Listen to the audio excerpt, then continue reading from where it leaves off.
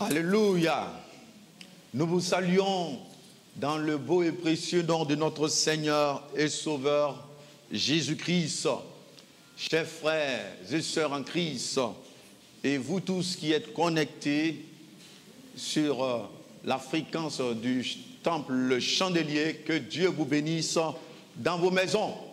Nous avons de la parole ce soir, de la part de l'Éternel à vous partager, et nous allons sans plus tarder entamer ce moment, n'est-ce pas, par une introduction. Et le thème que je vous propose en ce soir, c'est le temps de chercher Dieu. Le temps de chercher Dieu.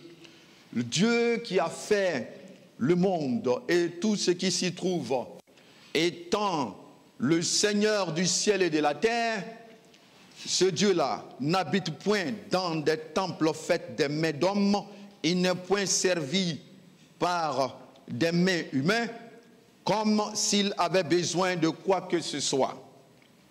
Lui qui donne à tous la vie, la respiration et toutes choses, il a fait que tous les hommes sortis d'un seul sang habitassent sur toute la surface de la terre, ayant déterminé la durée des temps et les bornes de leur demeure.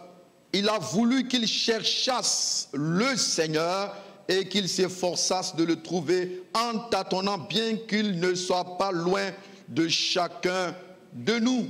Oui, bien aimé, Dieu n'est pas loin de chacun de nous, mais Dieu qui a créé le ciel et la terre a voulu que nous le cherchions. Le chercher même en tâtonnant, chercher Dieu.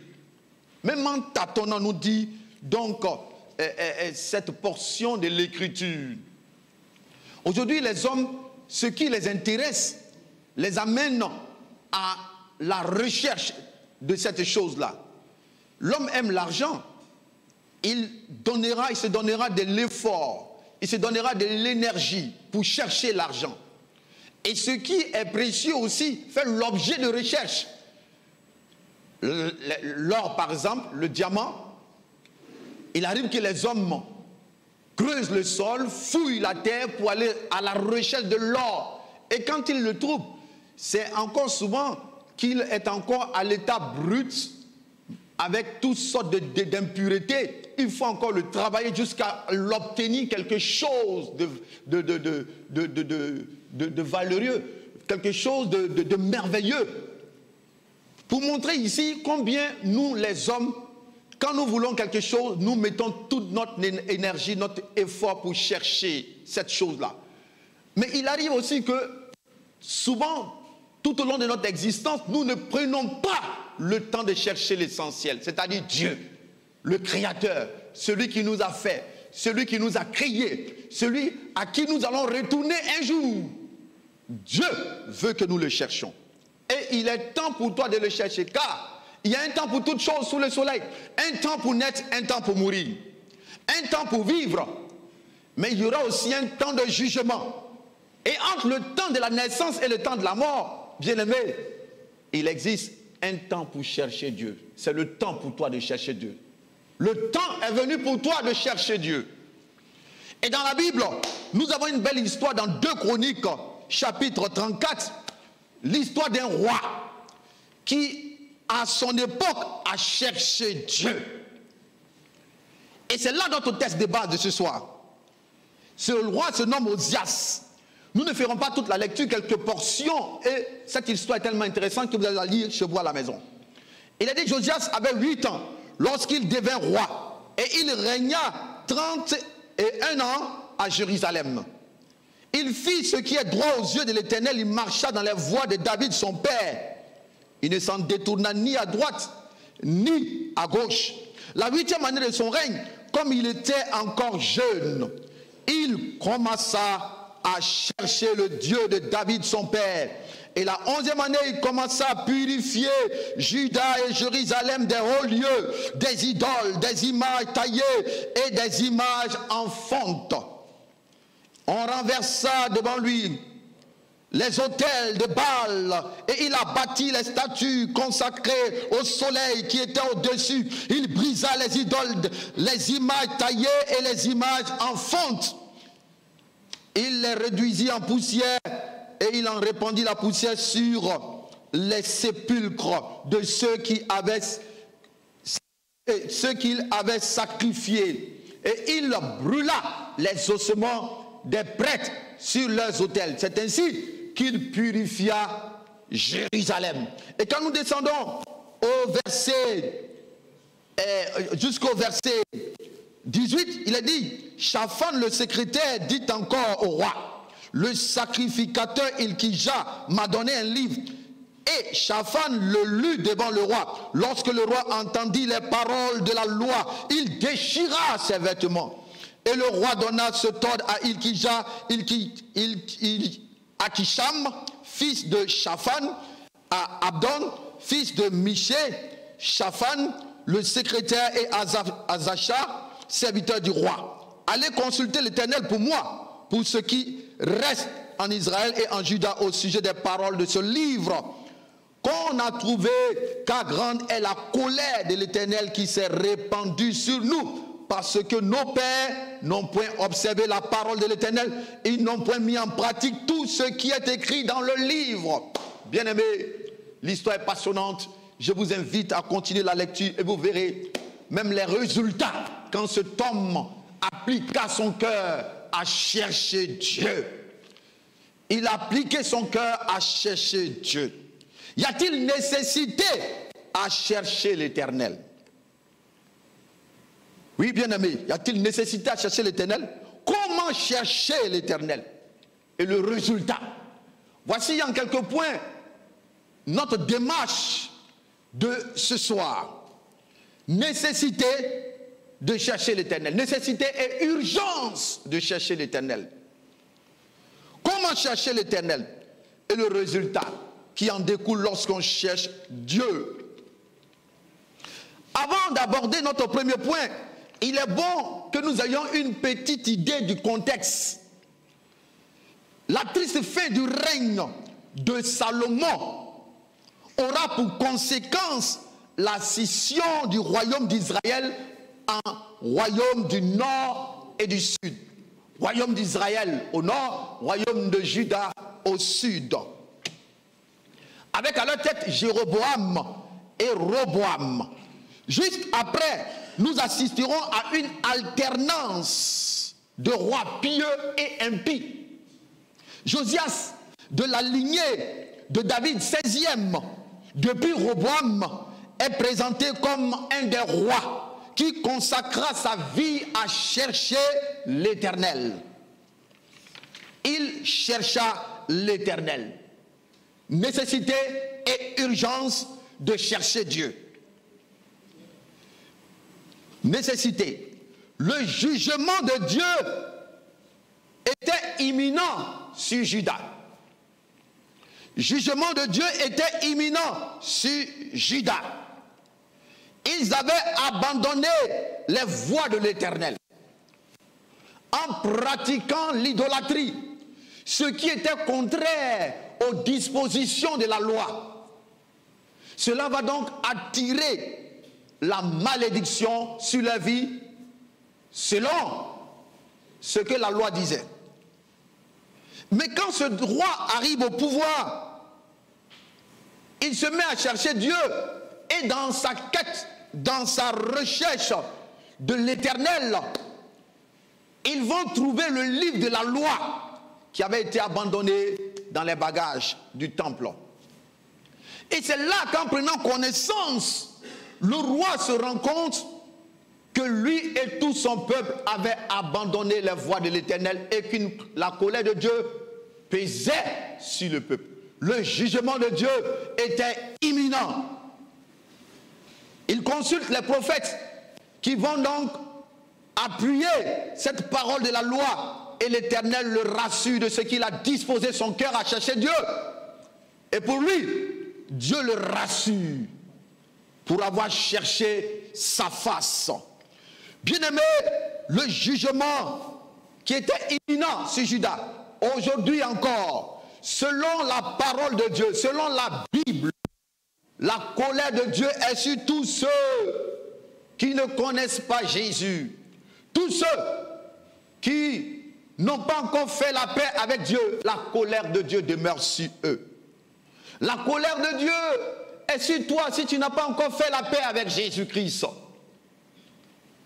C'est pourquoi il est temps pour toi de chercher Dieu. Et la Bible nous dit, de la même manière qu'au temps de Noé, les hommes mangeaient, buvaient, se mariaient sans se soucier de ce qui pourrait venir. Ils ont été surpris par le jugement de Dieu, le déluge. Et Dieu dit, Jésus reprend cette parole et dit, de la même manière, aujourd'hui encore, ce monde sera surpris par le jugement de Dieu. C'est pourquoi, bien-aimé, je t'invite à faire la paix avec Dieu. Jean chapitre 3, verset 36 nous dit clairement que celui qui a le Fils de Dieu a la vie éternelle. Celui qui n'a pas le Fils de Dieu, la colère de Dieu demeure sur lui. Celui qui croit au Fils de Dieu a la vie éternelle. Celui qui ne croit pas au Fils de Dieu ne verra point la vie, mais la colère de Dieu demeure sur lui. Il est temps donc pour toi de chercher Dieu. Et pourquoi chercher Dieu? Dieu s'est fixé un temps pour juger les hommes. Nous dit Actes chapitre 17, verset 30 à 31. Il s'est fixé un temps où il jugera le monde. Où il jugera le monde. C'est pourquoi on parle de la fin des temps. Quand vous entendez cette expression fin des temps, c'est par rapport à quoi? Il y a un début en toute chose. Ce monde a connu un début, un commencement. Par le Dieu créateur, ce monde s'achemine vers sa fin.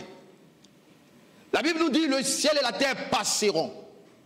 Mais la parole de Dieu ne passera pas. Dieu qui était au début sera à la fin pour juger les humains. C'est pourquoi il est temps pour toi de chercher Dieu. Et quand on parle de la fin des temps, Dieu n'a pas donné de date précise. Cependant, il nous a donné des signes qui seront marqués. Ce monde sera marqué par des signes, des événements fâcheux qui vont frapper ce monde. Et c'est par ces signes que nous saurons que nous nous approchons de la fin des temps. À la lumière de l'écriture, 2 Timothée chapitre 3, verset 1 à 4, 2 Timothée chapitre 3, verset 1 à 4, Matthieu chapitre 24, Jésus pouvait l'expliquer à ses disciples. Comment viendra la fin des temps? Il dit, vous entendrez parler de bruit, de guerre, de guerre par-ci, de là. Une nation se lèvera contre une autre nation. Il y aura des famines en des différents endroits. Il y aura des crises économiques, politiques sur le monde. La famine, la peste, c'est-à-dire des épidémies, des événements fâcheux qui vont marquer la fin des temps. Et ces événements marqueront ou précéderont le plus grand événement que l'Église attend. Je veux parler de l'enlèvement. Quand ce Jésus qui est venu, qui est mort, qui est parti, il reviendra. Donc tout ce qui se passe dans ce monde tourne autour de la personne de Jésus-Christ de Nazareth, de son retour glorieux. Jésus reviendra. Et quand il reviendra, il prendra ceux qui l'auront cherché, ceux qui se seront apprêtés. Ce monde donc a connu un début, connaîtra une fin. C'est pourquoi il est temps pour toi de chercher Dieu. Il faut le chercher. Comment chercher Dieu? Comment chercher Dieu? 3 éléments ont caractérisé Josias dans sa quête et dans sa recherche de Dieu. 3 éléments importants qui peuvent nous aider, bien-aimés. Il a dit qu'il consacra sa jeunesse à chercher Dieu. Consacrer sa jeunesse à chercher Dieu. Il avait 16 ans. Il avait 8 ans quand il régnait. Et à la 8e année de son règne, il chercha l'Éternel. Il avait 16 ans. C'est merveilleux. La plupart du temps, les jeunes adolescents sont livrés à la passion de la jeunesse. Mais lui, à cet âge, il consacre sa jeunesse à chercher Dieu. Bien-aimé, que fais-tu de ta jeunesse? Que fais-tu de ta vie? Il est temps pour toi de chercher Dieu. Chercher Dieu comme Josias l'a fait. Consacre-toi, bien-aimé, car ta consécration est un préalable à la recherche de Dieu. Ta consécration est un préalable à la recherche de Dieu. Et deuxième élément que Josias a posé comme axe dans sa recherche de Dieu, il purifia Juda et Jérusalem. Il a purifié le pays des idoles. Vous savez que Dieu hait l'idolâtrie. Dieu a horreur de l'idolâtrie. Et l'idolâtrie attire la colère de Dieu, la malédiction. Quand Josias arriva au pouvoir, sa manière de chercher Dieu, il a purifié Juda, il a purifié Jérusalem des idoles. Il faut purifier ton cœur. Dans Matthieu chapitre 5, verset 8, il a dit: heureux ceux qui ont le cœur pur, car ils verront Dieu. Car tout ce que nous aimons plus que Dieu est une idole. Toute passion qui prend la place de Dieu est une idole. Purifie ton cœur si tu veux voir Dieu. Tout ce qui est idole dans notre vie aujourd'hui, les sciences occultes, la magie, la sorcellerie, toutes ces pratiques, l'adultère, peut-être une idole pour toi. Purifie ton cœur, ta vie de ces choses. Et alors tu verras la gloire de Dieu.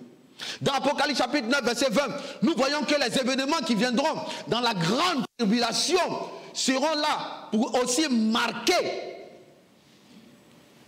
la fin des temps, mais pour interpeller le monde.